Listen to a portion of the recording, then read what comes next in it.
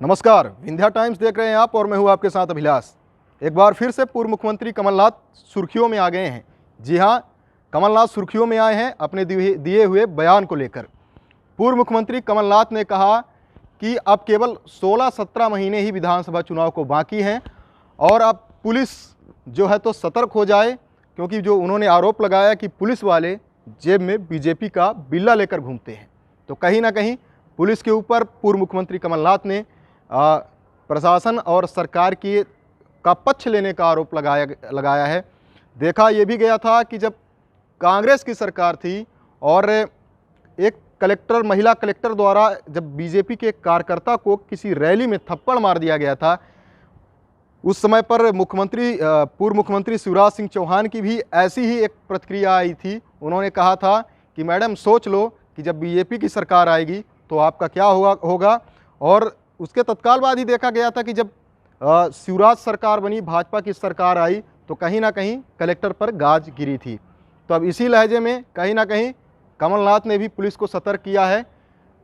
उन्होंने कहा, उनके कहने का पूरा आशय ये है कि पुलिस कहीं ना कहीं सरकार का पक्ष लेकर के चल रही है और उन्होंने कड़े शब्दों में कहा कि 16-17 महीना ही विधानसभा चुनाव को बचे हैं और पुलिस अब सतर्क हो जाए, क्योंकि जो पुलिस वाले हैं वो कहीं ना कहीं बीजेपी का बिल्ला जेब में लेकर घूमते हैं। तो कहीं ना कहीं अपने आप में एक बड़ा प्रश्न भी उठता है कि कहीं ना कहीं भारत एक लोकतांत्रिक देश है और यदि सरकार बीजेपी की होती है तो कहीं ना कहीं कांग्रेस आरोप लगाती है कि पुलिस बीजेपी के पक्ष में कार्य कर रही है, और जब सरकार कांग्रेस की होती है तो वो बीजेपी के ऊपर आरोप लगाती है कि कांग्रेस के पक्ष में जो है तो सरकार और प्रशासन काम कर रहे हैं। इसी का एक उदाहरण देखा गया था जब मुख्यमंत्री कमलनाथ थे और विपक्ष में बैठे थे शिवराज। जब एक रैली के दौरान एक भाजपा कार्यकर्ता को महिला कलेक्टर ने थप्पड़ मारा था, जिसके बाद तुरंत ही उस समय के विपक्ष में बैठे नेता शिवराज ने कलेक्टर को कड़े शब्दों में चेतावनी दी थी कि मैडम सोच लो कि जब हमारी सरकार आएगी तो आपका क्या होगा।